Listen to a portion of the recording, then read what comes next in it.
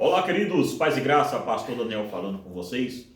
Meus irmãos, antes de começarmos esse vídeo, que é talvez aí um dos grandes vídeos polêmicos aqui do nosso canal, eu quero pedir a você que compartilhe esse vídeo o máximo que você puder, deixa o seu joinha ou para cima ou para baixo, like e dislike, eu acho que o nome é isso aí mesmo, né? Deixa aí o seu joinha, compartilha e comenta, irmão, aqui embaixo o que é que você está achando.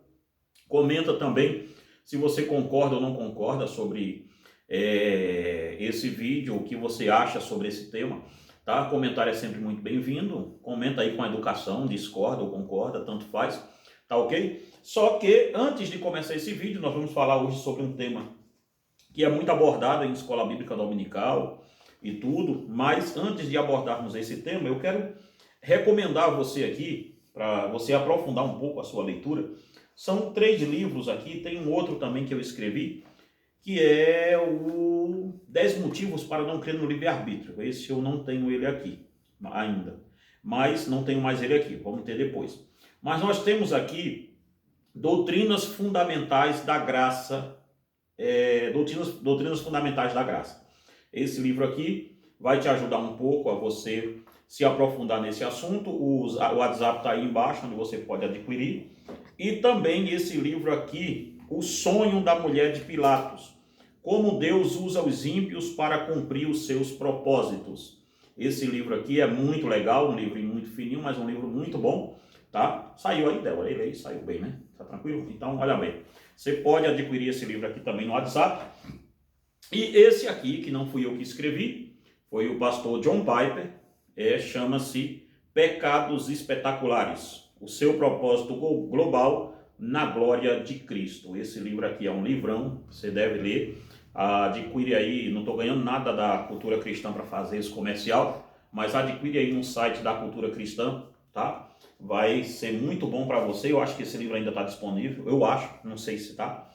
Mas vamos falar, irmãos, um pouco desse assunto que é muito complexo, muito polêmico, tá? Nós somos, nossa igreja, e eu também, somos de linha calvinista, somos calvinistas sim. As pessoas podem comentar aí embaixo, eu sou cristão, tal. Irmãos, nós já passamos disso, né? Já acho que a gente já passamos um degrauzinho dessa discussão tola. Nós somos cristãos, só que entendemos que a linha reformada calvinista é a que se encaixa melhor nas Sagradas Escrituras, tá? Outro dia nós vamos fazer um polígrafo aqui, não por agora, mas vamos passar Calvino no polígrafo, vamos passar Armínio no polígrafo e ver o que é que dá deles, o que é que sobra. Mas em síntese, sim, nossa igreja ela é uma igreja reformada, nós cremos, somos calvinistas de 5 pontos, tá? E vamos falar aqui um pouco sobre a questão de Judas, se Judas foi mesmo predestinado para o inferno. Tem até uma enquetezinha aí na comunidade, né, Débora, do canal, né? Na comunidade do canal, irmãos, tem uma enquete lá falando se Judas, se você crê ou não que Judas foi predestinado ao inferno. Você pode ir lá ou pode comentar aqui. E se você tem alguma pergunta sincera sobre esse assunto, faça aqui nos nossos comentários. Pode fazer ela, que se houver tempo e se a pergunta for de fato uma pergunta boa para uma resposta, eu venho aqui e respondo a você com toda a humildade do mundo, não que nós sejamos aqui aquele tom de arrogância de tentar achar que nós temos o parâmetro de sermos assim o aferidor reformado da coisa. Tem gente aí reformada muito além o que eu estou aprendendo sobre Deus. Tem gente por aí que já esqueceu, tá? Como é o caso do reverendo Augusto Nicodemos, Heber Campos pai, Heber Campos filho, Hernando Dias Lopes e tantos outros, né, irmãos? Que se a gente for ficar citando aqui, é muita gente. Mas eu quero aqui dar um pouco da minha contribuição sobre esse assunto, porque é um assunto que ele sempre entra no radar de todo mundo. Todo mundo me pergunta sobre esse assunto. E Judas, e Judas, e Judas, e Judas, e Judas. Porque Judas, irmãos, ele faz parte de uma...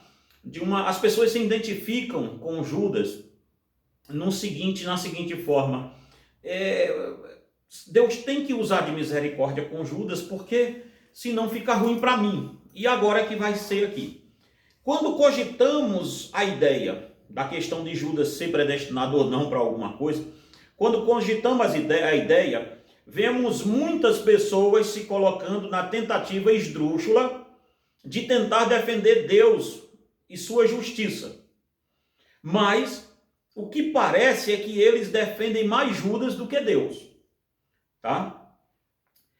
Pois logo aparecem aquelas pessoas que se declaram arminianas e não sabem nada sobre arminianismo nem sobre Armínio. Nós estamos em um momento perigoso, irmãos, da nossa geração, porque nós temos milhares de pessoas se declarando arminianos que nunca leram Armínio. E temos milhares de pessoas se declarando calvinista e nunca leram uma linha do que Calvino disse. Isso é um perigo violento. Teve um rapaz que chegou outrora para a gente aqui e disse, não, eu sou calvinista de linha reformada e nunca leu uma instituta, nunca leu um comentário, nunca leu nada, não sabe nada do pensamento de Calvino. E isso é muito perigoso, porque é o que a gente chama aqui na nossa igreja de vez em quando de arminiano de orelhada e calvinista de orelhada. O cara é calvinista porque ouviu o outro ser e aí está achando que é. O calvinismo é muito complexo e é bem mais profundo do que muitas pessoas que se declaram calvinistas acham que é isso. Tá ok? Eu tenho que parar com isso, tá ok. Isso aqui é do rapaz lá da política. Então nós temos aqui pessoas que nunca leram nada do que um arminiano clássico. Tem gente achando, irmãos, que arminianismo wesleyano e arminianismo clássico é a mesma coisa, não tem nada a ver um com o outro. As igrejas hoje do Brasil, nas pessoas da Assembleia de Deus, Igreja do Nazareno, Metodista, Wesleyana, e outras igrejas, elas são mais arminianas no quesito wesleyano e não no quesito arminianismo clássico, tá? Então vamos seguindo aqui para frente. Aí as pessoas vêm dizendo assim, essas que nunca leram nada sobre Armínio nem sobre Calvino. Se Deus predestinou Judas para o inferno, então ele não poderia condenar Judas. Se Deus predestinou Judas para trair Jesus, então qual o cabimento de Deus julgar Judas culpado? Teve até um filme baseado em um livro apócrifo que dizia que Judas foi o único ali no meio daquela turma de Jesus ali que entendeu quem era Jesus e o que deveria fazer. Esse filme foi uma coisa de doido, todo mundo achou o máximo. Eu achei aquilo uma bobagem sem tamanho. Outros dizem, pois se Deus forçou Judas para isso, Judas não poderia ser condenado. Outros dizem, se Deus quis mesmo que Judas o traísse, então Deus não é justo. A gente escuta isso, né, Débora? Sempre, né? Se Deus quis isso, então Deus não é justo. Como Deus pode ser justo? Ai, dá até dó. Mas vamos lá. Vamos ver a primeira coisa aqui. Vejamos alguns pontos da vida de Judas. Ele foi comissionado pelo próprio Cristo. Foi o próprio Cristo que lhe conferiu a bolsa do dinheiro do ministério, como está em João capítulo 13, versículo 29. Lembre-se que quando Jesus comissionou os 12 para pregar dentro de Israel, Judas estava lá, como está em Mateus capítulo 10, versículo 1 ao 3. Ele expulsou demônio, ele foi lá, fez maravilha, tal, isso tudo. Judas estava no meio. E segundo ponto, mas será que Jesus se enganou redondamente ao escolher Judas? Porque se nós acreditarmos que Jesus não sabia, então Jesus cometeu um equívoco sensacional naquela escolha. Então Jesus se enganou ao contratar, ao colocar dentro do ministério uma pessoa que iria traí-lo assim. Em meio ao maior ato da humanidade, que é a crucificação, o ato que iria culminar na salvação dos eleitos de Deus, será mesmo que dentro do maior plano que foi realizado na eternidade, como diz, que o Cordeiro é morto antes da fundação do mundo, como está em 1 de Pedro, capítulo 1, versículo 20, Apocalipse 3, 8 e Efésios 4, 1. Um plano que até os atos pormenorizados foram escritos, pois sobre Judas já havia uma profecia que ele trairia o Senhor por 30 moedas, como está em Salmo 49, verso 9. Pois o próprio Jesus afirma que conhecia desde o princípio quem era o traidor, como está em João 13, verso 8. Em um plano que tudo foi arquitetado e nada poderia dar errado, até sobre a sepultura onde o seu corpo ficaria, estava profetizado. Você acha mesmo que Deus deixaria isso tudo em risco em nome de um capricho chamado livre-arbítrio? Irmãos, tudo foi orquestrado antes da fundação do mundo. Será que Deus, e não sou eu que estou dizendo, tá? Não adianta ficar dizendo assim, aqui nos comentários, se for assim, não, textos, Bíblia, dizendo que está errado isso aqui, por favor. O Cordeiro morto antes da fundação do mundo, 1 de Pedro 1, 20, Apocalipse 13, 8, Efésios 1, 4. E Jesus não se enganou, Jesus sabia quem era Judas. Observe sua Bíblia, pegue ela e leia. João 13, 18. Um terceiro ponto aqui, que nós nos esquecemos muito nas Escrituras. Uma coisa básica que ninguém quer entender neste caso é que Deus sempre usou os ímpios para os seus propósitos. Pois não existe nenhuma injustiça da parte de Deus quando Deus escolhe um ímpio para fazer impiedade. Muitas pessoas erroneamente pensam que os calvinistas afirmam que Deus predestinou o não salvo para o inferno. Isto não é verdade. O que nós ensinamos é que depois do pecado de Adão, o arbítrio do homem está preso ao pecado. E ele sozinho não consegue fazer outra coisa senão pecar e pecar. Pois é sobre isso que Paulo fala em Romanos 7, 21. Paulo diz, eu encontro essa lei em mim, que o bem que eu quero fazer, este eu não consigo. Mas o mal que eu não quero, quando vi, eu já fiz. Porque ele diz, porque o pecado reside em mim. Então veja bem, Paulo tem o arbítrio até, mas o arbítrio dele não está livre. É isso que ele está dizendo. O arbítrio está preso. O poder o querer está nele, mas o poder fazer é que não está. Então, aqui ele é categórico ao mostrar que o seu querer, arbítrio, não está livre. Desta forma, o Deus, que é riquíssimo em misericórdia, elegeu o seu povo e os salvou em Cristo antes da fundação do mundo. Como está em Efésios 1, 4, 8 e Romanos 9 todos, só é você ler. Sendo assim, aqueles que não são eleitos para a salvação não foram predestinados por Deus para o inferno. Eles apenas continuam seguindo o curso natural da sua maldade e dos seus próprios corações. Eles continuam indo para o inferno, pois Deus não fez nenhuma força para que eles fossem para o inferno. Isto é o único lugar que o homem pode chegar sem Jesus Cristo. Ou seja, perceba bem, sozinho e entregue ao seu próprio arbítrio, o homem só consegue chegar no inferno, pois para chegar no céu, ele precisa ser um eleito de Cristo. Então, eu espero que esteja dando para entender. Então, veja bem uma coisa. Deus, é bíblico o que eu vou lhe dizer. E gostaria que você pegasse a sua Bíblia e lesse. Eu vou usar esse livrinho aqui, que é Fundamentos da Graça, que eu escrevi, para mostrar a você um pouco de Deus usando ímpios que não vão se salvar para cometer impiedade. Ora, irmãos, qual é o mistério que se tem se nós usarmos um porco para comer lama ou para comer lixo? A natureza do porco é aquela. Ela vai querer as coisas que a natureza dela logicamente faz. Um ímpio fazendo impiedade não deveria nos chocar. E as pessoas ficam tão chocadas, né? De vez em quando, né, Débora, procura a gente, né? Eu estou chocado. Você viu o que os ímpios estão fazendo no carnaval? Ora, qual o choque? Ímpio fazendo impiedade. Não deveria chocar a igreja. Veja bem uma coisa. Em Romanos 9, versículo 22,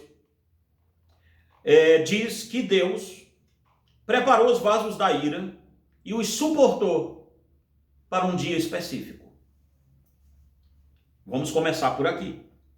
Em outro relato sagrado da Sagrada Escritura, a Bíblia declara que Deus usou os serviços do diabo para matar um rei ímpio. Ora, como assim, pastor, isso aconteceu? 1 de Reis, capítulo 2, versículo 20. Sobre esse texto, João Calvino diz: Deus quis que o pérfido rei Acabe fosse enganado, e o diabo ofereceu os seus serviços para essa causa. E foi enviado como uma ordem expressa, ser um espírito de mentira na boca dos profetas. 1 de Reis, capítulo 22, versículo 20. Se a cegueira e a insanidade de Acabe vieram da justiça de Deus, a figuração da mera permissão se esvai, pois seria ridículo o juiz apenas permitir o que é feito e nem decretar nem mandar o que seus servos executem.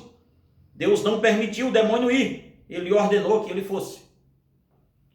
Deus queria matar Acabe, e ele poderia fazer isso fechando apenas a mão e Acabe morrendo ali. Mas ele queria fazer da morte de Acabe um exemplo no espetáculo. E apareceu um demônio, o diabo, na presença de Deus e disse: eu irei e serei um espírito de mentira na boca dos seus profetas. E Deus disse ao diabo que já é pai da mentira: ora, se você quer mentir mais, minta, vá lá e faça. Ou seja, um mentiroso mentindo. O que é de estranho nisso? Não é que Deus predestinou aquele mentiroso para ele mentir, é que a vida dele inteira toda é calcada na mentira. Então o que é que tem se ele for mentir mais um pouco? Ora, ele já está condenado até o pescoço. Então veja bem isso aqui, mais um pouco. Ora, o que diz sobre o demônio que atormentava Saul? 1 de Samuel, capítulo 16, versículo 14. Leia a sua Bíblia, por favor. A própria Bíblia declara que este demônio foi enviado pelo próprio Deus para atormentar o rei. Veja, Deus queria atormentar Saul, só que Deus não podia usar um anjo para atormentá-lo e mandou com que um demônio o atormentasse. Vamos ver mais. Veja o versículo 16. Diz assim no versículo 16, a Bíblia diz que o demônio sempre o atormentava Saul, mas que vinha enviado do próprio Deus. Sim, irmãos, o diabo, como disse Lutero, o diabo é o diabo de Deus. O diabo não é um rival de Deus no sentido de lutar direto contra Deus. O diabo está na categoria de coisas criadas por Deus. Então Deus tem total domínio das coisas. Não pense você que a soberania de Deus está solta por aí e que você vai fazer. Não. Esse mundo não está perdido. Esse mundo está debaixo de um regime de Deus sem precedente. Vamos ver mais aqui para a gente não ser tão extenso. Pelo seu decreto, Deus ordenou Pilatos e Herodes e os religiosos judaicos que matassem Jesus, como está em Atos capítulo 4, versículo 28. Veja, eles não são inocentes porque mataram Jesus. Não, eles são culpados. O coração deles é aquilo, inclinado para aquilo em todo o tempo. Chama-se soberania de Deus e responsabilidade humana. O homem é um ser moralmente responsável. Isso nós que somos calvinistas sérios não negamos. O que nós negamos é que o arbítrio do homem esteja tão livre que consiga interferir na soberania de Deus. Isso é uma loucura, é um desatino que não tem tamanho. Um outro sim, depois eu volto aqui para falar sobre se Deus endureceu ou não o coração de Faraó e como se deu isso. Mas falando de Judas, deu para a gente notar aqui que Deus usa os ímpios para cumprir os seus propósitos. Deus usa os ímpios sempre para cumprir os seus propósitos. Entre Deus usar um ímpio, irmão, e salvá-lo, há uma diferença gigantesca e abismal. Deus usa os ímpios para cumprir os seus propósitos. Não quer dizer que Deus vai salvá-los por isso. Um outro ponto. Quem era Judas, então? Vamos ver quem era Judas rapidinho. Eu acho que já tem uns 20 minutos esse vídeo, próximo disso, né? Vamos lá, mas vamos ver quem era Judas. Quem era Judas? Vamos ver quem era Judas, então. Lucas 22, verso 3, diz que Satanás entrou em Judas. Pensamos que Judas ficou possesso ali. A gente tem essa ideia. Olha, o diabo entrou em Judas aqui. Não, o diabo já estava com Judas, olha, há muito tempo, bem antes de Jesus chamar Judas para ser discípulo. Veja bem uma coisa, pensamos que Judas ficou possesso ali, porém se investigarmos mais a fundo, encontraremos que Cristo o chamou de forma proposital. É como se Jesus chamasse um porco para comer a lama. Jesus Cristo chamou de forma proposital um porco que nunca teve o seu coração regenerado para comer a lama que havia de ser feita. Observe que em João capítulo 12, versículo 6, nos é dito que Judas era um ladrão, ele surrupiava, ele era tesoureiro e roubava a tesouraria. Ou seja, o coração de Judas e o dinheiro já era uma trama antiga de impiedade. Não é que Deus colocou no coração de Judas o desejo por dinheiro, o coração de Judas sempre foi aquilo. O que Cristo fez foi não regenerá-lo. É diferente. Jesus não está perdendo um eleito para o céu. Jesus só está deixando o ímpio continuar ímpio, é apenas isso. Veja outro ponto. Então Cristo errou ao convocar Judas. Ao contrário, Jesus precisava de alguém fazer uma impiedade terrível no meio do seu ministério. E para isso escolheu um ímpio para fazer impiedade. O que tem de mais nisso?